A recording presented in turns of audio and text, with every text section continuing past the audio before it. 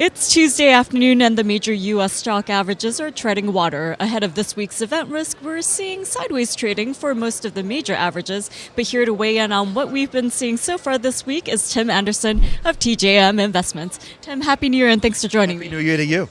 Well, first and foremost, we started out the year with trading action last week, but in terms of the equity markets this week, we've been seeing somewhat flat trading. I do want to note that the NASDAQ did manage to go above the record close level, but what else are you seeing when we're talking about the broader market?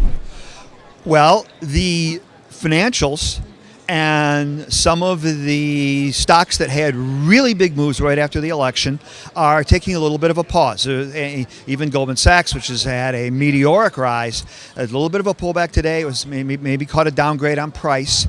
So I think it's important to watch on whether that becomes more than just a pause and a little bit more of a retracement, since the financials had such a very strong run since early November.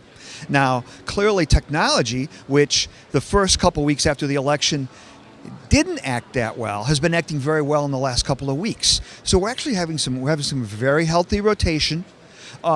Maybe a little bit out of some of the stocks that overperformed very, very sharply in November and early December. But that money's not really just going on the sidelines.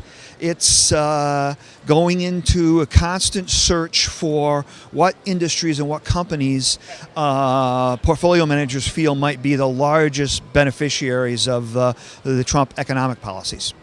And Tim, as we head into corporate earnings season, we'll get a clearer picture of what's going on in terms of specific sectors. But another event risk this week is President-elect Donald Trump's press conference, which is happening on Wednesday. Right. Given that there's been so much focus on what his policies could mean for the market, what will you be watching for out of that statement? Well, any clarity on what the details behind his tax reform plan might be, I'm sure will have the market's attention. I really don't know that he's going to go into that. I think he's probably going to focus his talk on what steps he's going to be taking to limit his conflict of interest issues with all of the entities that he has ownership interests in. And I'm sure it's a very complex work that has to be done in that area. I'm sure it's employing a lot of lawyers and accountants right now. But I think that's probably going to be the majority of that press conference. And Tim, I'm sure we'll see a lot of that analysis taking place on social media tomorrow as the press conference unfolds. But before we wrap it up, I do want to get your take on technical levels. If you read the financial headlines, people have been paying attention to Dow 20,000. But given the bond market sell-off, are you paying attention to what the 10-year yield is doing? Well, sure, because we got up to 2.5, maybe a little bit above that. And then we found some pretty good support in that level. Now the 10-year is back down to 2.36, 2.38.